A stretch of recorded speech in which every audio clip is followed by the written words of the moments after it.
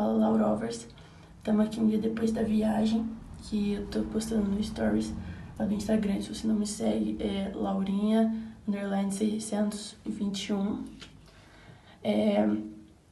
Eu tô muito resfriada, então já perdoem a voz. Tô tentando gravar desde cedo, mas só para explicar mesmo para vocês o vídeo de hoje, que vai ser um pouco diferente. Eu nunca tinha feito isso antes, porque a intenção é sempre trazer daily do meu dia. Só que aconteceu um imprevisto lá no MASP, na Pinacoteca, na viagem em si. Eu peguei a bateria da câmera, a bateria descarregada, eu confundi, porque a outra eu tinha colocado para carregar. E aí eu não consegui produzir muito conteúdo. Mas o que eu consegui fazer foi tirar algumas fotos de algumas obras. Então, tentando também ajudar vocês em alguma coisa lá na frente, e para não deixar sem vídeo, eu vou pegar essas obras e juntar com os áudios dos monitores de ambos os lugares, MASP e da Pinacoteca. E é esse o vídeo de hoje. Então já deixa o like, compartilha o vídeo, se inscreve no canal, porque isso aí. Eu tô tentando dar um jeito, mesmo sem conteúdo. Acho que vai me ajudar também, porque eu vou pesquisar as coisas. Uma troca de informações, certo? Então aproveitem o vídeo.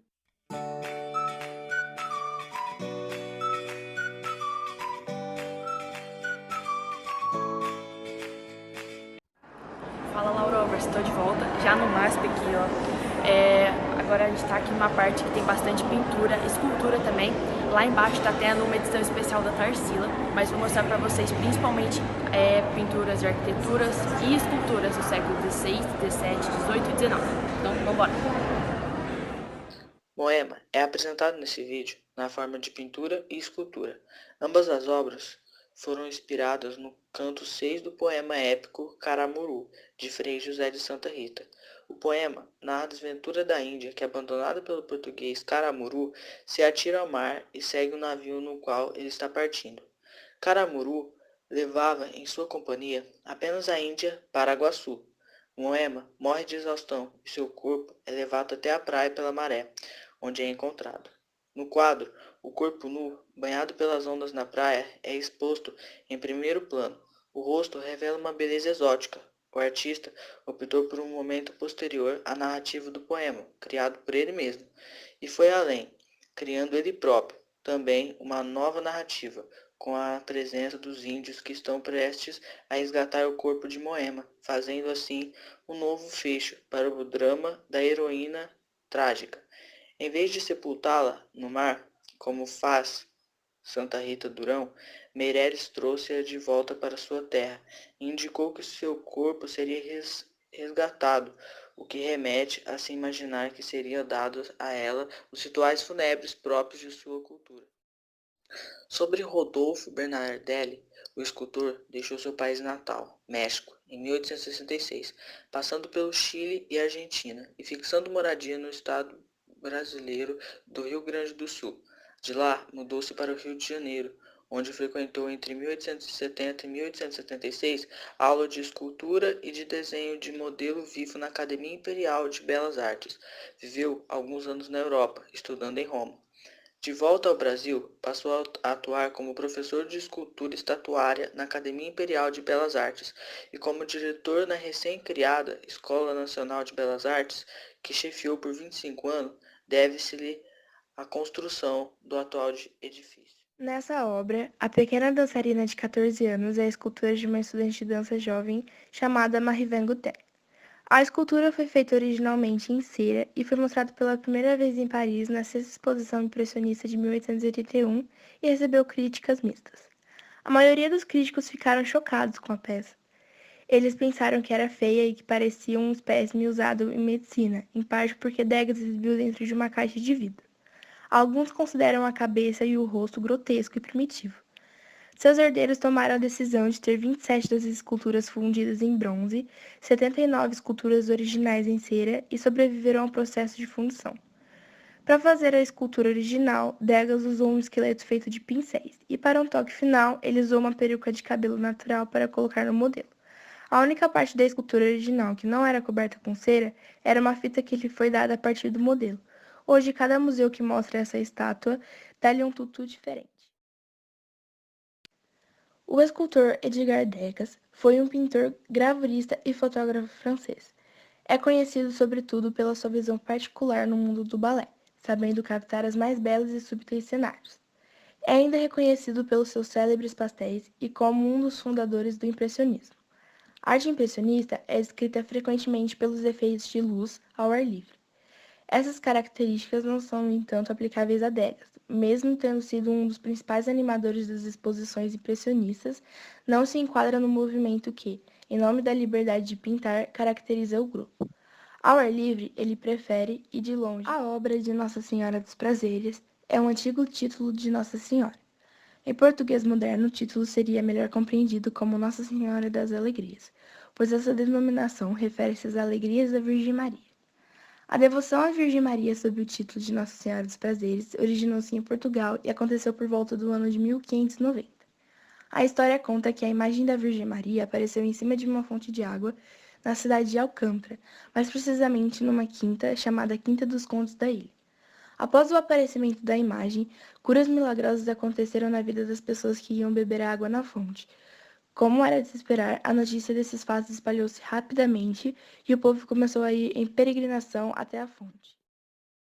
O escultor nascido no Rio de Janeiro em 1600, Agostinho de Jesus foi monge beneditino e um dos discípulos de um outro Agostinho, da Piedade. Passou boa parte da sua vida na cidade de Santana de Paraíba.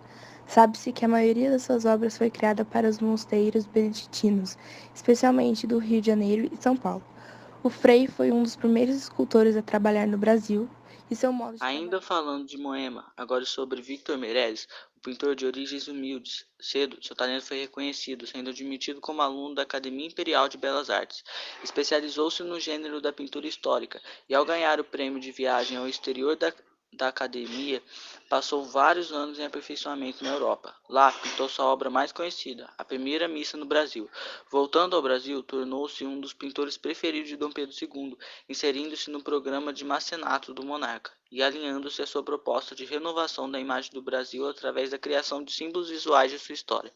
Tornou-se estimado professor da academia, formando uma geração de grandes pintores, e continuou seu trabalho pessoal realizando outras pinturas históricas importantes, como a Batalha dos Guararapés, a Moema e o combate naval do Riachuelo, bem como retratos e paisagens, onde se destacam o retrato de Dom Pedro II e os seus 3 panoramas. A obra de Victor Meirelles pertence à tradição acadêmica brasileira, formada por uma eclética síntese de referências neoclassicistas, românticas e realistas, mas o pintor absorveu também influências barrocas e do grupo dos nazarenos. A obra apresenta o cardeal Cristoforo Madruzzo, que adquiriu seu sobrenome por conta da descendência de antigos feudatários, desde cedo foi dirigido à vida eclesiástica. Ainda jovem, foi nomeado príncipe-bispo e, depois de 2 anos, cardeal. Governou por quase 30 anos, período em que organizou o Concílio de Trento, e participou ativamente em seus debates, desempenhando ao mesmo tempo diversas atividades diplomáticas em nome do Sacro Império. Quando a terceira etapa do concílio se iniciou, Madruzzo não se envolveu ativamente, já que havia gerado problemas com o imperador de Bruxelas. Nunca deixou de pregar sobre a comunhão, a confissão dos pecados e a importância da doação.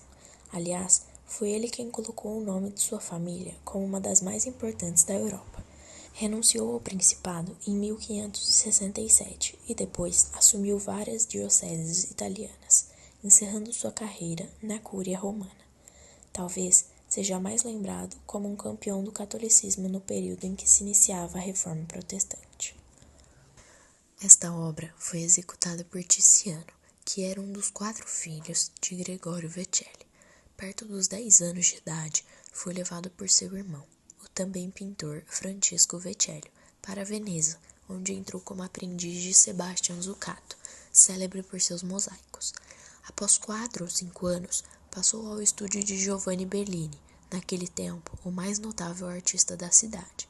Ali entrou para um grupo de jovens que incluía Palma de Serinalta, Lorenzo Lotto e Sebastiano Luciani. O talento de Tiziano apareceu nos afrescos que ele pintou em 1511 para a Igreja das Carmelitas, em Pádua. Foi um dos principais representantes da escola veneziana no Renascimento.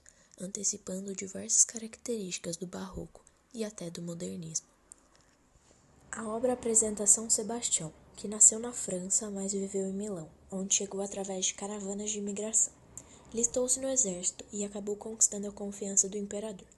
O santo até chegou a ser capitão dos guardas, mas foi considerado um traidor quando deu punições menos severas para os prisioneiros cristãos. O homem, na época, teve seu corpo jogado no rio, no esgoto e, após todas as torturas, amarrado a uma coluna, como mostram a maioria de suas representações, e morto com flechadas. Hoje, já canonizado, é um dos principais santos romanos e padroeiro de diversos lugares. Esta obra foi executada por Pietro Perugino, que nasceu entre 1446 e 1452, não se sabe ao certo, em Umbria, na Itália.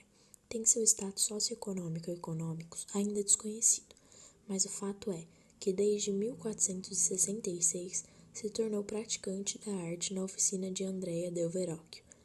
Perugino foi um dos primeiros praticantes italianos de pintura a óleo. Alguns de seus primeiros trabalhos foram extensos afrescos para o convento dos Pais de Ingessati, destruídos durante o cerco de Florença. Em uma das páginas do livro da Academia Brasileira de Letras, essa, fundada por Machado de Assis e outros escritores, é apresentado as fervorosas festas dos escravos africanos, que além dessa, deixaram muitos outros costumes enraizados. Nesse exemplo colocado no livro, há a alegria da dança ao som de um batuque, que faz dois casais dançarem em movimentos opostos e estalos de dedos. Em outra página, ainda da fundação responsável pela edição de grandes obras com valor histórico, fundada no Rio de Janeiro em 1897, há um estrangeiro tentando fugir da multidão paraiana, sendo assim, indo para a Cidade Alta através de uma cadeira de aluguel guiada por escravos, já que era impossibilitado o uso de cavalo no local íngreme.